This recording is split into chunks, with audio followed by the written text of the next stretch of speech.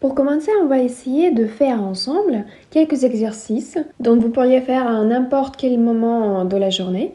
Quand vous avez par exemple une pause déjeuner ou juste vous voulez changer d'activité, c'est vraiment magnifique de vous y mettre, de faire ces exercices-là parce qu'ils sont assez techniques mais à la fois ils ont besoin vraiment beaucoup de la pratique. Les exercices suivants qu'on va avoir ensemble sont des exercices assez simples, mais il faut vraiment mettre beaucoup de temps pour s'en pratiquer. Donc ce n'est pas un exercice que vous savez faire uniquement une seule fois. Il faut que vous faites chacune entre elles au moins 5-10 fois. C'est vraiment très important.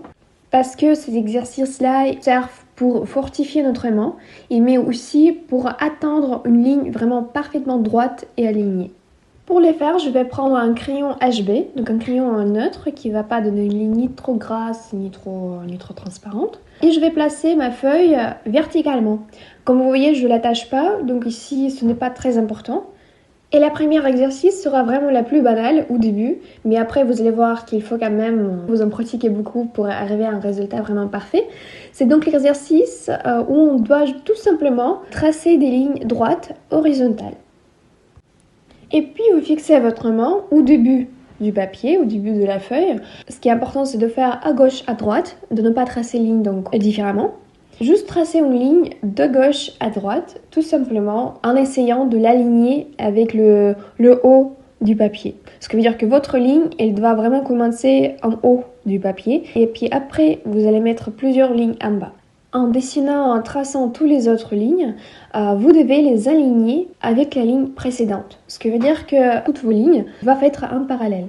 Et bien sûr, ne vous inquiétez pas, au début, ça va être un petit peu peut-être compliqué de faire ces lignes-là parce que l'objectif, comme vous avez déjà compris, c'est pour que chaque ligne soit vraiment droite et pas pour qu'elle danse pas. Si au début ça danse un petit peu, ce n'est pas parfaitement droit, ce n'est pas grave parce que c'est pour ça qu'on s'entraîne. Donc essayez de aligner chaque ligne, de faire chaque ligne plus parfaite, plus droite que la précédente et aller jusqu'au bas du papier. Et pour réussir dans cet exercice, premièrement, je vous conseille de fixer avec votre main gauche ou votre main droite la feuille pour que ça bouge pas. Après, vous essayez de ne pas trop approcher vos lignes, ce qui veut dire que ici l'idée c'est de ne pas faire, vous savez, laisser quelques millimètres entre chaque ligne. Vous pouvez même comme moi laisser 1 cm, 2 cm, comme vous voulez. Donc ce n'est pas ça le principe.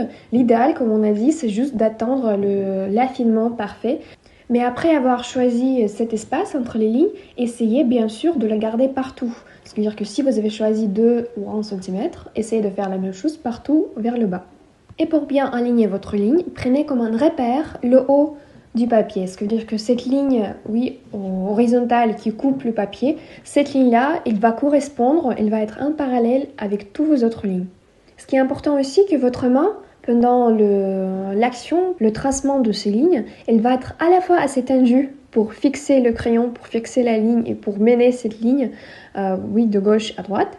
Mais aussi, elle va être un peu détendue. Ce qui veut dire que si vous allez vraiment prendre ce crayon, de le serrer, vous allez peut-être commettre une erreur, donc ça va être quand même pas très aligné. Ici, l'idée, vraiment, c'est de juste fixer, de tracer visiblement dans votre tête la ligne que vous allez tracer et de la tracer. À la fois, donc, de ne pas essayer de changer l'axe de votre main, mais aussi rester détendu. Et la main, comme vous tenez le crayon, comme vous le prenez et tout ça, ce n'est pas très important. En gros, je dois même vous dire que ce n'est pas du tout important parce que tous les gens, ils ont ces habitudes à tenir le crayon, un stylo et tout ça. Peu importe d'ailleurs avec quelle main vous le faites, avec la main gauche ou avec la main droite. Si cet exercice fait un fin, n'essayez pas de le convaincre de faire autrement, de tenir le crayon comme moi par exemple ou comme quelqu'un d'autre. Laissez-le faire des choses naturellement comme il le sent. J'ai vraiment beaucoup d'élèves assez talentueux qui peuvent tenir le crayon d'une manière assez inhabituelle, mais qui font des dessins vraiment magnifiques. Donc ici, n'essayez pas de changer grand-chose. Dans l'art, il faut toujours faire des choses comme vous le sentez, pour que vous soyez à l'aise avec ça. Même si jamais vous voyez un tuto ou quelqu'un dessine comme ça ou comme ça, s'il vous plaît, n'essayez pas vraiment de refaire ça, parce que sinon vous allez commettre beaucoup d'erreurs et vous allez vraiment vous mettre mal à l'aise. Donc ici, suivez votre instinct et d'essayer de rester vous-même. Et donc en gros, pour revenir vers notre exercice, vous devez vraiment juste à perfectionner cet mouvement de gauche à droite. Si vous voulez, vous pouvez même vous entraîner de faire ce mouvement avec votre main en air, vous savez, avec le crayon, pour tracer cette ligne dans l'air. Oui, pour imaginer déjà comment ça va se passer sur la surface du papier. Et puis après, de tracer cette ligne vraiment. Et après, donc de nombreux exercices qu'on va faire ensemble et après cela également, vous allez vous sentir vraiment différemment parce que votre main, il va déjà s'habituer à ce mouvement, il va s'habituer à ces lignes et il pourra faire comme les lignes assez denses ou très droites. Et au bout du compte, votre main, elle devient beaucoup plus plastique, beaucoup plus mobile, vraiment même flexible si on peut le dire, et c'est comme vous savez, des mouvements un peu mécaniques. Il se rappelle ça, il commence à retenir ces mouvements-ci, et puis après il se sent très à l'aise quand vous voulez vraiment tracer des lignes, construire quelque chose, même tracer l'axe par exemple central de quelque chose, faire un dessin plus précis, donc déjà vous allez vous sentir à l'aise. Ce n'est pas même, vous savez, quelque chose qui vient de la vue, c'est surtout quelque chose de mécanique qui doit être tout simplement travaillé. Il sentira mieux avec le temps, la pression sur le crayon, la surface du papier. Toutes ces choses-là, en fait, vont être beaucoup plus claires et transparentes pour vous. Et bien sûr, ces exercices, ils se reposent beaucoup sur la concentration et sur l'intention. Ce qui veut dire que vous devez vraiment vous concentrer, vous focaliser sur ce que vous faites. Vous ne pouvez pas vraiment être ailleurs en faisant ces exercices-là. En réalité, je dois même vous dire que je conseille ces exercices aux gens qui ne viennent pas du tout de l'art, qui ont le travail plutôt lié avec quelque chose plutôt logique, avec les comptes, avec les chiffres et toutes ces choses-là.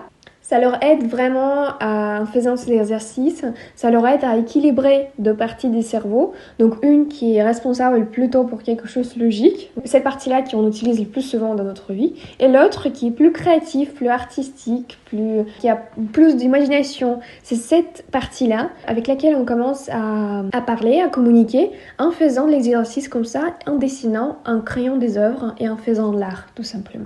Ça change même la perception du monde un petit peu, ça change votre ressenti de vous. Vous sentirez après ça beaucoup plus à l'aise parce que vous allez vraiment travailler à la fois avec quelque chose de très précis, quelque chose assez matériel par exemple, logique et tout ça, et avec l'autre qui est assez éphémère, qui est assez artistique, créative, et etc. Ça va beaucoup vous aider. Et comme je dis dès le début, chaque exercice qu'on va faire aujourd'hui, ce sont des exercices à faire au minimum 5 ou 10 fois chacune. Ce qui veut dire pas moins. Parce que si vous faites moins, ça ne vous donne pas beaucoup de résultats. Maintenant, on va passer aux deuxième partie. On va faire deuxième exercice où on va tracer des lignes droites, mais pour cette fois-ci, ils vont être verticales. Donc le principe va être le même. Vous fixez votre ligne, votre point, oui, par laquelle vous commencez vers le haut du papier et vous descendez la ligne vers le bas. Et ce qui est important ici, de ne pas changer l'ordre, ce qui veut dire que de ne pas commencer par le bas et aller vers le haut, parce que ça, c'est un mouvement qui n'est pas du tout naturel et ce n'est pas du tout ce qu'on recherche actuellement. Ce que je veux, c'est que vous vous entraînez justement avec des lignes verticales et pour vous simplifier un petit peu le processus, je vous demande de fixer et commencer par le haut et descendre vers le bas et de ne pas faire l'inverse. Pour ça, vous pouvez prendre une autre feuille et aussi la placer en verticale, ou vous pouvez juste tourner votre feuille actuelle où vous avez fait le premier exercice. Certaines trouveront peut-être cet exercice plus simple parce qu'en fait là on a un mouvement plus naturel, vous fixez tout simplement oui la ligne et puis après votre main elle descend naturellement, c'est-à-dire que ça ne demande pas beaucoup d'efforts. Quand vous tirez la ligne vers le droit ou vers la gauche, c'est beaucoup plus compliqué. Ça peut paraître plus compliqué parce que vous devez vraiment travailler avec les muscles de votre main, mais là vous devez juste vous détendre vraiment au maximum et tout simplement laisser votre ligne aller vers le bas. Ici, nous travaillons, comme vous voyez, avec toutes les directions possibles. Ce qui veut dire que tout d'abord, on commence par la direction horizontale, verticale. Et puis après, bien sûr, on va passer pour la diagonale. Et puis, le dernier exercice, on va mélanger vraiment tout ça. On va croiser des lignes et tout ça. Le but, c'est pouvoir tracer une ligne droite, tout simplement. C'est là d'ailleurs où vous pouvez utiliser n'importe quel papier. Donc ça peut être très très très fin et beaucoup plus épais. Ça peut même être pas blanc, mais par exemple jaune, marron, rouge, vraiment plus importe. Vous devez juste apercevoir votre ligne, c'est ça ce qui est important. Et pour le reste, vous faites comme vous voulez. Ce que je vous conseille aussi, c'est peut-être de ne pas prendre le papier avec beaucoup de relief. Parce que sinon, les grains vont vous empêcher de faire cette ligne-là, justement. Et après avoir fait cet deuxième exercice, Vous avez plus ou moins réussi, vous avez tracé des lignes assez bonnes, ne refaites pas. Mais si vous voyez que vous avez quand même commis quelques erreurs, ce que je pense peut être complètement le cas, ce qui est normal, je vous conseille, et j'insiste vraiment, pour que vous les fassiez plusieurs fois, jusqu'au moment quand vous sentez que vous commencez vraiment à vous améliorer. Pour le troisième exercice, on va connecter 2 points. Mais le principe va rester le même. Ce qui veut dire que juste pour cette fois-ci, on va avoir vraiment le point de départ et le point d'arrivée où on devra vraiment mettre notre ligne. Donc, c'est-à-dire où notre ligne commence, où il va arriver. Donc, c'est la seule chose qui va changer, mais on commence de même façon par la ligne horizontale et puis on passe aux lignes verticales. Pour ça, vous placez comme toujours votre feuille en verticale. Et cet exercice-là, il est très utile pour notre cerveau parce qu'il va prouver qu'il ne faut pas avoir un don particulier pour dessiner, pour tracer ces lignes parfaitement droites. Vous allez voir qu'il y a juste quelques astuces qu'on va apprendre ensemble pour pouvoir atteindre ces effets-là. Donc l'idée, c'est de placer sur la même axe, en horizontal, 2 points. Vous les écartez, vous les éloignez quand même un petit peu l'un de l'autre. Et puis après, vous commencez à connecter ces 2 points. Et la petite astuce pour réussir cet exercice, c'est de ne pas regarder votre ligne quand vous la tracez, mais regarder le point d'arrivée, de regarder le deuxième point où vous voulez venir. Pour ça, commencez par les segments plus petits, ce qui veut dire que ne placez pas vos points trop loin. Faites par exemple comme moi maintenant la moitié de la feuille et quand vous tracez, fixez votre main, fixez votre crayon sur le premier point et puis après regardez, placez votre vue sur le deuxième point et tracez la ligne. Vous allez voir que vous allez en fait un petit peu mentir à votre cerveau parce que ça va prouver que tout est possible. Mais si ça va contre notre logique, quand on pense qu'en fait pour que la ligne soit vraiment droite, il faut la contrôler en la traçant, mais en réalité, ce n'est pas tout à fait ça. Il faut toujours regarder dans le point où vous voulez venir. Sachez que pour tracer vraiment une ligne parfaitement droite et alignée, c'est important de ne pas trop traîner. Ce qui veut dire que si vous vous ralentissez pour tracer une ligne comme vous pensiez vraiment droite, vous n'y arriverez pas parce qu'en fait, en vous ralentissant, vous allez vous bloquer et votre ligne va commencer à danser. Vous pouvez même essayer de faire cela. Ce qu'il vous faut faire, c'est en plaçant 2 points, vous les connecter d'une manière assez rapide. Parce que c'est le seul moyen d'y arriver. Bien sûr, il faut travailler avec cela, ce qui veut dire que peut-être ça n'arrivera pas tout de suite. Il faut faire confiance à votre main, à votre vue, et d'essayer plusieurs fois pour arriver à un résultat. Vous allez voir vraiment que vous avez réussi. Vous devez donc remplir toute la feuille en horizontal avec ces points-là, avec ces segments-là. Ce qui veut dire que chaque segment, il peut se varier en taille. Au début, ça peut être plus court. Après, ça va être plus grand. L'idée, c'est de commencer par les plus petits. Mais je vous en prie, ne faites pas trop petits. Ce qui veut dire, ne faites pas 2-3 cm. Ça n'a aucun sens. Faites au minimum moitié si vous faites sur le A4 comme moi. Ou, ce qui est très bien, ce qui va être vraiment parfait, c'est sur toute la longueur de la feuille. Donc, l'idée, c'est d'élargir espace entre 2 points avec chaque segment. Faites aussi attention pour que 2 points que vous tracez pour les connecter ensuite, pour qu'ils soient placés sur le même axe. C'est-à-dire qu'au final, ça doit créer une ligne horizontale qui est parfaitement alignée avec le haut du papier, donc le haut partie horizontale du papier.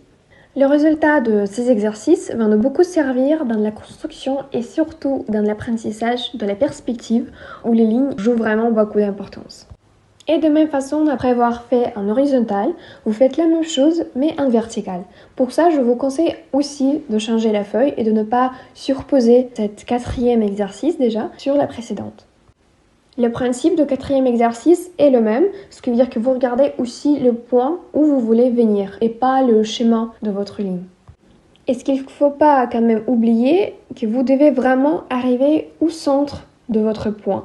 Ça compte pas si vous arrivez vous touchez le haut du point ou le bas ou au contraire que vous vraiment passez et vous ne touchez même presque pas le point.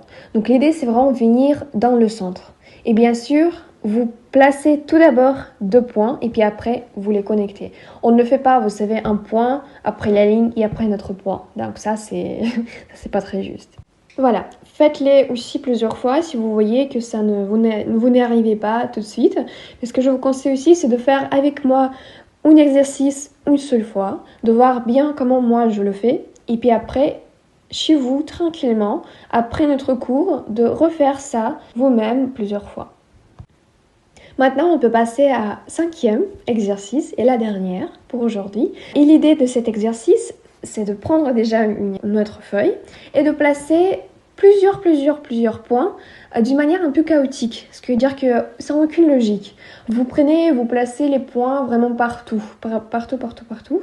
Ne faites pas peut-être plus que, je sais pas, 20 ou 30 points. Ce qui veut dire que l'idée, c'est juste en fait de placer plusieurs points pour après les connecter l'un avec l'autre. Mais si vous allez faire vraiment trop, ça va vous faire des segments très courts et donc ça ne nous aiderait pas beaucoup dans notre apprentissage. Ici, essayez de faire justement comme moi, je le fais. Et justement après, vous commencez à les connecter l'un avec l'autre, comme moi je le fais maintenant. Si vous voulez, vous pouvez commencer par les segments plus courts, mais l'idée c'est de connecter les points qui sont plus éloignés. C'est pas trop intéressant si vous allez connecter, comme on a dit tout à l'heure, les points qui sont très proches. Après tout, l'idée aussi de cet exercice, l'objectif, c'est de connecter absolument tous les points l'un avec l'autre. Vous ne pouvez pas oublier un seul. Ce qui veut dire que chaque point va être connecté avec l'autre au minimum 2 ou 3 fois. Ce qui veut dire que vous faites un segment, puis après vous reprenez le même point et vous allez vers l'autre point. Et comme ça, vous les rassemblez ensemble.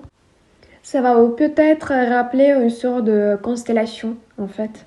Mais l'idée c'est de faire plus possible de segments, de faire plus possible de lignes. Ici nous travaillons avec plusieurs directions à la fois. Comme vous voyez c'est à la fois horizontal, vertical, diagonal, tout ce que vous voulez. C'est fait pour que votre main puisse aussi s'adapter à plusieurs mouvements, à plusieurs variations, plusieurs directions, et pour qu'elle s'habitue vraiment à tous les angles, pour qu'elle soit vraiment assez flexible pour pouvoir tracer n'importe quelle ligne.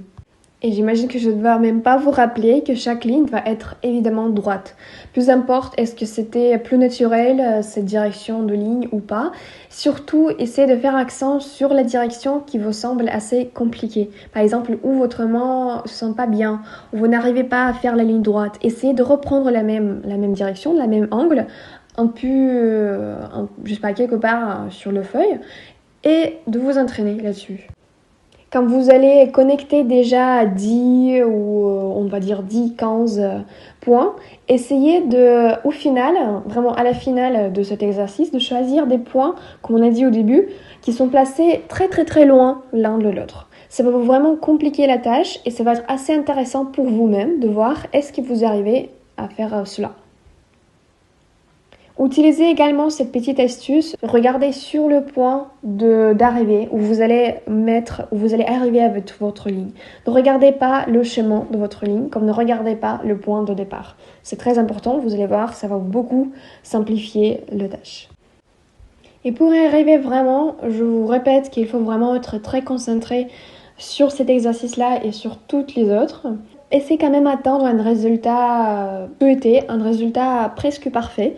Essayez de vous perfectionnaliser là-dessus, de faire vraiment chaque ligne assez droite. Et si ne vous découragez pas, si vous voyez que vous n'y arrivez pas dans un moment, essayez de reprendre ou vous pouvez même effacer et de refaire. Mais prenez quand même un petit peu sérieusement cet exercice parce qu'ils sont, même si ça ne le paraît pas de premier regard, elles sont quand même assez importantes. Et vous allez le voir auparavant à quel point c'est. Pour la dernière fois, on va revoir tous les 5 exercices qu'on vient de faire. Dans le premier exercice, on traçait des lignes horizontales. Dans la deuxième, on faisait la même chose, mais en verticale. Troisième et quatrième, c'était pour connecter 2 points et pour créer une ligne droite. Donc aussi en horizontal et en vertical. Et donc 5e exercice, c'était pour faire une sorte de constellation où on devait connecter plusieurs points en choisissant plusieurs directions, plusieurs angles, etc. Où on aidait à notre main à être plus mobile et plus flexible. Et pour finir, peut-être je devrais commencer par cela, mais je vais finir par cette phrase. On ne fait pas ces lignes avec une règle. Normalement, ça se fait pas dans notre monde artistique. Ce sont des architectes et les designers qui peuvent bien sûr utiliser ça pour leurs schémas, et projets, etc. Mais nous, les artistes, on essaie quand même de faire tout à la main. Et c'est ça ce qui est vachement apprécié dans ce domaine. Et bien sûr, vous aurez toujours le temps de prendre une règle. Ce que je vous conseille sincèrement ici, c'est d'essayer de vous exercer par vous-même et de ne pas prendre aucun outil supplémentaire pour vous aider et pour vous simplifier le processus. Mais moi, je crois quand même que vous allez être tellement plaisant, vous auriez cette capacité de tracer des lignes droites par vous-même que vous ne prendrez jamais une règle dans vos mains.